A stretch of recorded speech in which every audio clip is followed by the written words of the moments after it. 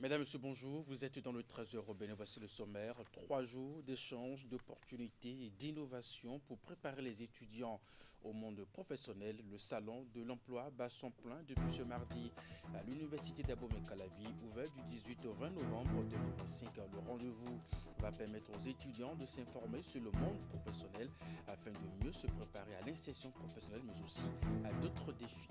Ensuite, atelier de validation des résultats finaux de 3 études conduites par l'autorité du bassin de la Volta dans le cadre du programme intitulé Dynamisation des appuis aux organismes de bassins transfrontaliers africains pour une gestion améliorée des ressources en eau dans un contexte de changement climatique en agrégé.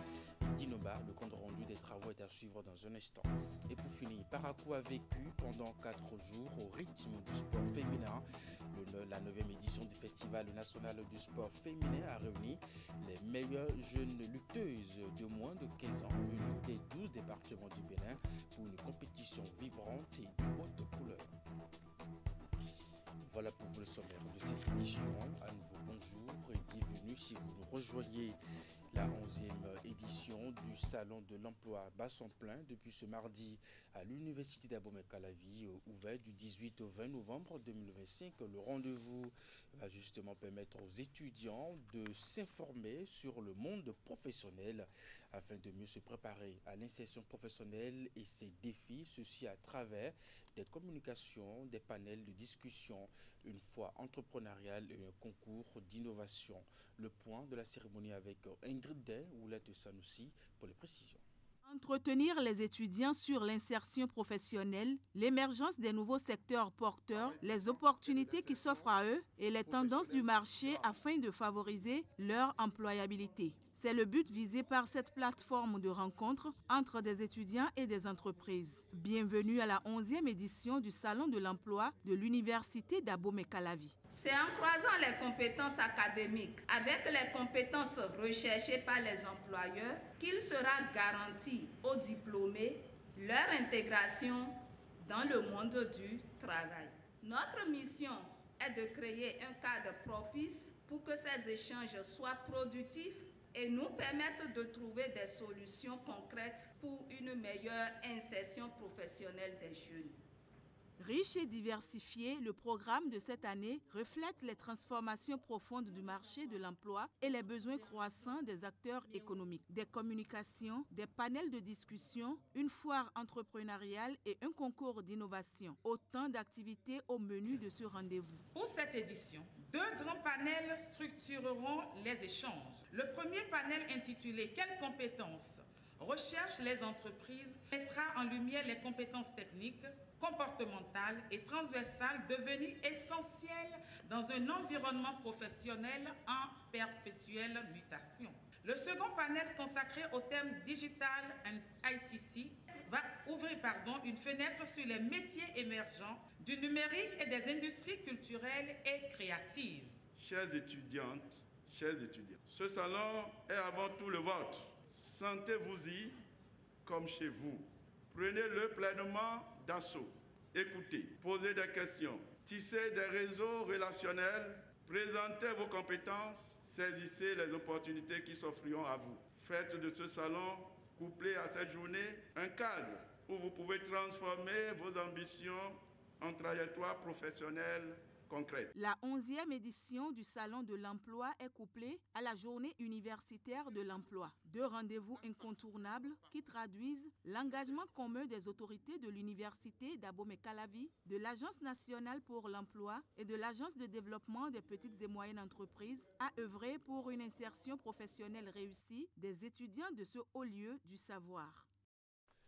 Atelier de formation sur l'outil d'évaluation et de soumission de rapports périodiques des États partis à la charte africaine des valeurs et principes de la fonction publique et de l'administration. Les travaux de cette rencontre organisée par la Commission de l'Union africaine ont été lancés par la ministre du Travail et de la fonction publique du Bénin, Adijatou Matins. Les travaux prendront fin le jeudi 20 novembre 2025 à l'hôtel Azalaï de Cotonou. Voici les détails. En ratifiant la Charte africaine des valeurs et principes de la fonction publique et de l'administration le 28 mars 2019, Le Bénin a franchi une étape décisive. Cet instrument régional entre aujourd'hui dans une phase résolument opérationnelle à travers cet atelier technique et stratégique lancé à Cotonou. Le présent atelier, qui fait suite à une initiative de la Commission de l'Union africaine, est crucial pour notre administration. Il ne s'agit pas seulement d'écouter, mais d'agir pour produire des résultats concrets dans l'application de la charte pour mieux servir et satisfaire les besoins de nos usagers clients. La charte de l'Union africaine adoptée en 2011 et entrée en vigueur en 2016 reste un instrument essentiel pour guider la transformation de gestion du secteur public à travers le continent. Cette session de travail témoigne de la détermination des États parties à défendre les idéaux d'une administration publique efficace, transparente et responsable. C'est dans ce contexte que le présent atelier est organisé pour le Bénin afin de doter le Bénin de l'expertise nécessaire pour déployer efficacement l'outil d'évaluation en tant qu'outil de reporting, mais aussi en tant qu'instrument nécessaire à la réforme de l'administration publique dans les États parties. L'outil d'évaluation est le mécanisme conçu par la Commission de l'Union africaine pour accompagner les États membres dans la mise en œuvre de la charte et en rendre compte à travers les rapports périodiques qui seront élaborés. Cette rencontre qui se tient au Bénin est la 7e du genre organisée sur le continent. Cet atelier vise donc à nous fournir une compréhension approfondie de la charte d'une part et des lignes directrices pour l'élaboration des rapports et de l'outil SPAT lui-même d'autre part. Mais au-delà de la formation, le Bénin est honoré d'avoir été choisi comme pays pilote dans les pays francophones de l'Afrique. Les travaux de cet atelier de renforcement de capacité s'achèvent le jeudi 20 novembre prochain. Les conclusions des 4 jours d'échanges qui seront transmises à l'Union africaine par les participants renforceront les interventions en cours relatives à la mise en œuvre de la charte. Édition 2025 des journées métiers des travaux publics de l'École nationale supérieure des travaux publics. Les manifestations étalées sur 3 jours sont couplées avec la soutenance des ingénieurs en travaux publics de cette entité de l'Université nationale des sciences technologiques, ingénierie et mathématiques. Le thème principal retenu pour les échanges et réflexions est les travaux publics au service du développement durable. Imet Ilena Moussou. C'est un rendez-vous annuel qui vise à rapprocher davantage le monde académique et le milieu professionnel. Les journées des métiers des travaux publics à l'École nationale supérieure des travaux publics sont à la 3e édition. Elles viennent cette année, selon les responsables de cette entité, de l'Université nationale des sciences, technologies, ingénierie et mathématiques, UNESTIM, confirmer leur ambition de former non seulement des techniciens compétents, mais des citoyens ingénieurs conscients des impacts sociaux et environnementaux de leurs actions. Les journées des métiers, c'est des journées premièrement de renforcement de liens entre les partenaires socio-économiques, notamment ici présents les entreprises, les spécialistes. Ensuite, ça constitue une plateforme d'échange, notamment entre vous et ces partenaires-là. Et nous sommes très heureux de montrer à tous les étudiants dans le métier des travaux publics ce que représentent ces métiers et aussi pour permettre à tous ceux qui sont venus ici de quoi nos étudiants sont capables en matière d'innovation dans le domaine. Au programme des manifestations sont inscrits des conférences, ateliers, de même que des expositions qui vont permettre d'explorer les innovations dans les métiers du BTP, de la géomantique, de l'urbanisme et de l'hydraulique. Enseignants, étudiants et autres acteurs invités auront aussi droit au partage d'expériences et de bonnes pratiques en matière de durabilité des infrastructures. L'objectif visé est d'aider et d'appuyer les apprenants à mieux comprendre les exigences et réalités du marché du travail, puis favoriser la création de réseaux professionnels utiles à leur future insertion. Le thème de cette journée est intitulé « Les travaux publics au service du développement durable ». En effet, dans un contexte marqué par les changements climatiques, la pression démographique et les exigences de modernisation de nos infrastructures, il n'est plus possible de penser les travaux publics sans une réflexion globale sur leur durabilité. Les journées des métiers des travaux publics à l'UNSTP sont étalées sur 3 jours. Elles ont démarré par une caravane qui a sillonné les villes d'Abomey et de Boycon. L'événement est couplé avec la soutenance des ingénieurs en travaux publics. Un autre atelier de validation à présent des résultats finaux de 3 études conduites par l'autorité du bassin de la Volta dans le cadre du programme intitulé « Dynamisation des appuis aux organismes de bassin transfrontaliers africains pour une gestion améliorée des ressources en eau dans un contexte de changement climatique en abrégé DINOBA ». C'est un projet financé par l'Agence française de développement AFD et porté par l'Office international de l'eau, prévu pour durer 3 jours. Les travaux de cette rencontre qui se déroule à Bénin Royal Hôtel à Cotonou sont lancés ce mardi par le représentant du ministre de l'Énergie, de l'eau et des Mines empêchés. Voici le compte rendu. Les experts venus des 6 pays du bassin de la Volta, que sont le Burkina Faso, la Côte d'Ivoire, le Mali, le Ghana, le Togo et le Bénin, sont à Cotonou pour valider certains documents stratégiques dans le cadre du programme DINOBA, entendez dynamisation des appuis aux organismes de bassin africains. La mise en œuvre de ces documents va essentiellement permettre donc d'améliorer la question de la gouvernance de l'eau à l'échelle donc de ce bassin partagé. Vous savez comme aujourd'hui les défis auxquels fait face ce bassin, les questions aujourd'hui des changements climatiques, la forte pression sur les écosystèmes connexes liés à l'eau. Donc il s'agit essentiellement des initiatives dont la mise en œuvre à l'échelle d'abord nationale et à l'échelle régionale va essentiellement améliorer la gouvernance de l'eau, la gestion intégrée de la ressource et également la question du principe préleveur-payeur ou si vous voulez utilisateur-payeur. Les résultats des 3 études qui nous seront présentés cette semaine ne sont pas de simples livrables. Ils constituent et demeureront les piliers techniques et institutionnels d'une transformation profonde de la gouvernance dans le bassin de la Volta. Ces 3 études portent sur le programme d'investissement pour le renforcement de la résilience climatique, PIC Volta, la consolidation des mécanismes de financement autonomes et pérennes de l'autorité du bassin de la Volta et le développement d'un outil de gestion coordonnée des infrastructures hydrauliques dans le bassin. Le projet DINOBA est financé depuis 3 ans par l'Agence française de développement et mis en œuvre par l'Office international de l'eau. Cet atelier, ou disons même cette série d'ateliers, représente une étape cruciale dans le renforcement des capacités techniques de l'ABV pour une gouvernance concertée et résiliente des questions de l'eau dans le bassin de la Volta. Je voudrais donc, mesdames et messieurs les experts, vous inviter à examiner avec beaucoup de rigueur et d'attention les résultats de ces 3 études qui vous seront présentés tour à tour, car de la qualité de vos analyses et propositions dépendra la pertinence de nos choix futurs. Démarré mardi, cet atelier sur le projet DINOBA prend fin jeudi prochain. Dans la suite de cette édition, le ministre conseiller chargé de la Défense et de la Sécurité a effectué une descente à Nati Tengou. Rachid Gbadamassi est allé constater le niveau d'avancement des différents chantiers ouverts sous la gouvernance Patrice Talon.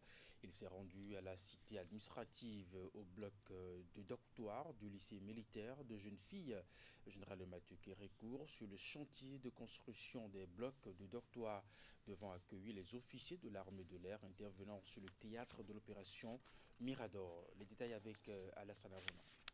Première étape de la descente du ministre conseiller chargé de la défense et de la sécurité dans la ville de Nati Tengou, la préfecture. Le temps des civilités avec l'autorité préfectorale, voici le ministre Rachid Gbadamassi, aux côtés des 36 maires de l'association béninoise des communes frontalières, en plein travaux de la 7e session ordinaire de leur fêtière. Chers maires, nous abordons un moment très critique, c'est les élections. C'est le moment pour les divorcés sociaux, pour les hors-la-loi, de sauver de troubles. Et je vous demande à multiplier les messages de la paix. De la préfecture, Le ministre conseiller va rallier le chantier de construction des blocs dortoirs au profit des officiers de l'armée de l'air qui interviennent dans le fuseau ouest de l'opération Mirador. Ici, les travaux sont encore à la traîne. Et tel que vous pouvez le constater, les travaux de réalisation de ces blocs dortoirs ont commencé. Nous sommes très certains de ce qu'ils vont se poursuivre et que d'ici quelques temps. Je viens de faire un constat. Je rendrai compte au comité interministériel. Nous avons travaillé aussi avec le ministre de la Défense. Nous allons aviser. Au lycée de jeunes filles Général Mathieu Kérékou de Natitengou, 2 immeubles fraîchement sortis de terre devront servir de dortoir aux apprenants, force l'admiration du ministre conseiller. Depuis 1960, on n'a plus jamais investi dans ce domaine. La construction des dortoirs. Et je pense que ce qui se fait présentement, c'est de l'apothéose. Et c'est à l'actif du président de la République. Dernière étape du périple du ministre conseiller dans la ville de Natitengou, la cité administrative. Un chantier visiblement à haute intensité de main-d'œuvre et dont le taux d'exécution n'est pas satisfaisant. J'ai visité Dassa, qui est déjà à 100%. C'est de l'apothéose. J'espère que Natitengou est en retard pour être plus beau. J'ai écouté les raisons, mais vous êtes là pour la solution. Très hostile aux éléphants blancs, conformément à la vision du chef de l'État, le ministre conseiller Rachidi Gbanamassi promet de revenir sur ce chantier dans les tout prochains jours pour constater à nouveau le niveau d'avancement des travaux avant le délai du mois de mars 2026. On reste à Natitengou. La ville a abrité la 7e session ordinaire de l'Assemblée générale de l'Association béninoise des communes frontalières, ABCF. Cette rencontre statutaire placée sous la présidence du préfet de la Takora a réuni les maires des communes frontalières et les cadres de l'Agence béninoise de gestion intégrée des espaces frontaliers ABGF. Ils ont ensemble évalué le chemin parcouru et dressé le bilan des activités menées par le Bureau exécutif national de la fêtière en faisant des projections pour l'avenir. Voici les images. Pour cette session ordinaire de l'Assemblée générale de l'Association béninoise des communes frontalières ABCF à Natitengou, tous les maires des 36 communes membres se sont retrouvés autour des cadres de l'Agence béninoise de gestion intégrée des espaces frontaliers ABGF et le préfet de la Takora. L'enjeu étant de faire le point des activités menées par le Bureau exécutif national au cours de son mandat. Mesdames et messieurs, chers collègues, distingués invités, aujourd'hui, nous sommes réunis pour un moment crucial de notre vie associative. Cette 7e session ordinaire nous donne l'occasion d'évaluer le chemin parcouru, une étape indispensable pour mesurer nos réussites et exprimer les préoccupations des maires de manière claire et constructive. Longtemps marginalisées dans la mise en œuvre des politiques de développement national, ces communes ont pris la résolution de se retrouver périodiquement sous le leadership de l'ABGF pour réfléchir sur leur situation à laquelle l'État central n'est pas resté indifférent. Depuis 2012, une politique a été élaborée et est en cours de mise en œuvre à travers le programme national de gestion intégrée des espaces frontaliers.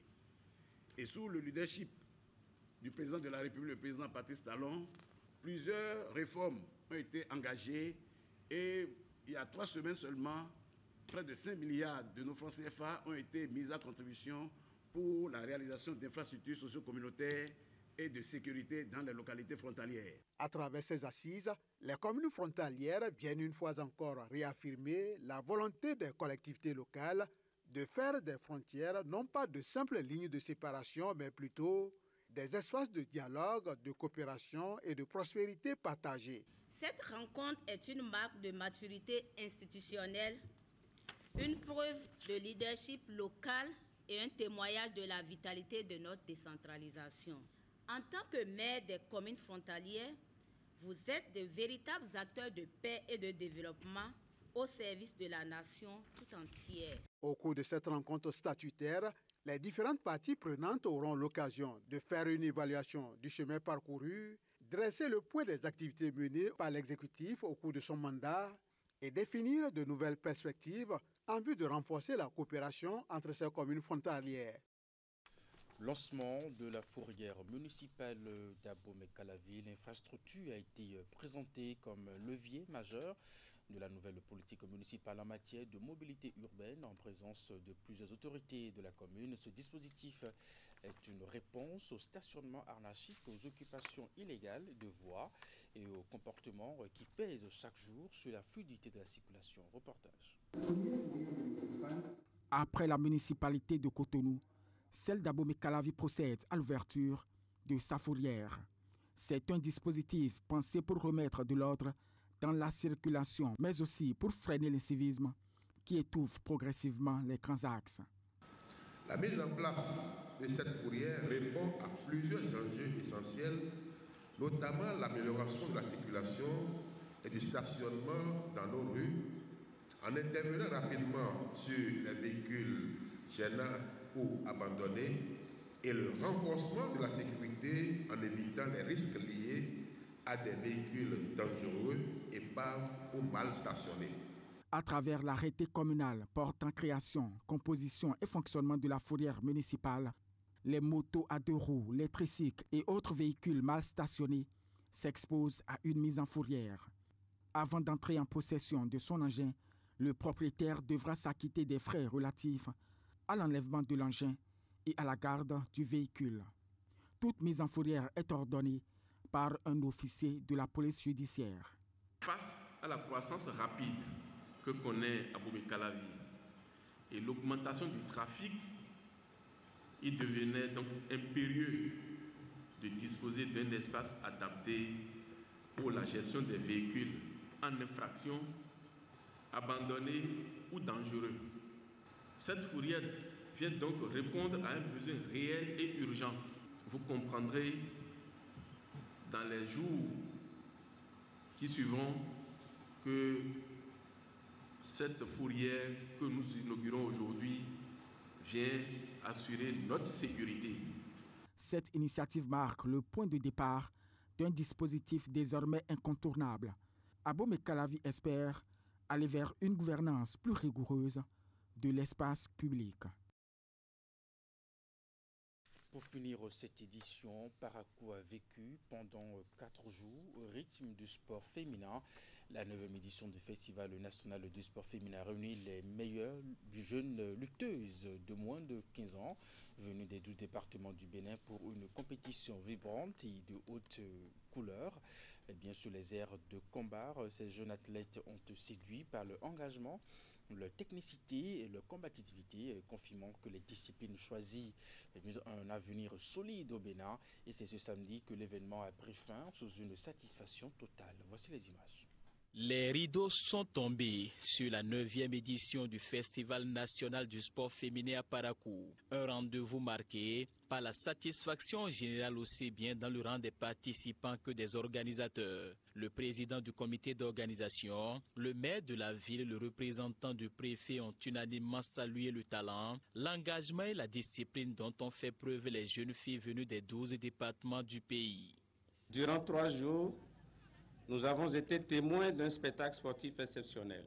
Les compétitions que nous avons suivies, l'esprit de fair play, l'engagement des encadrants et la mobilisation des communautés ont envoyé un message clair. Le sport au féminin n'est plus une option, mais une priorité nationale. Je tiens à féliciter chaleureusement toutes les athlètes pour leur performance exceptionnelle et leur esprit sportif exemplaire. Vous êtes désormais des modèles pour les jeunes filles et les femmes de notre communauté. Je voudrais donc au nom du préfet vous féliciter pour tous les efforts que vous avez fournis durant ce festival. Vous avez démontré effectivement que le sport n'a pas de genre. Vous avez montré effectivement que vous avez de la valeur, vous avez des compétences en matière de gymnastique, de lutte et autres sports et de Ubuntu sport. Même son de cloche du côté du représentant du ministre des Sports, qui a exprimé toute la fierté du ministère avant d'inviter les différentes fédérations des disciplines en compétition à poursuivre l'accompagnement des jeunes athlètes. Espérant que vous allez rejoindre dans vos domiciles, dans la joie, et continuer à travailler, continuer à affiner votre potentialité en vous et avoir cet espoir que les encadrants, les présidents de fédération et tout l'écosystème sportif béninois continuera à travailler inlassablement avec le ministère des Sports et le gouvernement du Bénin pour de très belles victoires. Cette 9e édition du Festival national du sport féminin laisse entrevoir un avenir prometteur pour le sport féminin béninois. C'est la fin de cette édition. Merci de l'avoir suivi, de votre fidélité à 16h. Votre bulletin d'information, 19h30, la grande édition de la soirée. Juste après votre émission, l'info continue. Portez-vous bien et à très bientôt.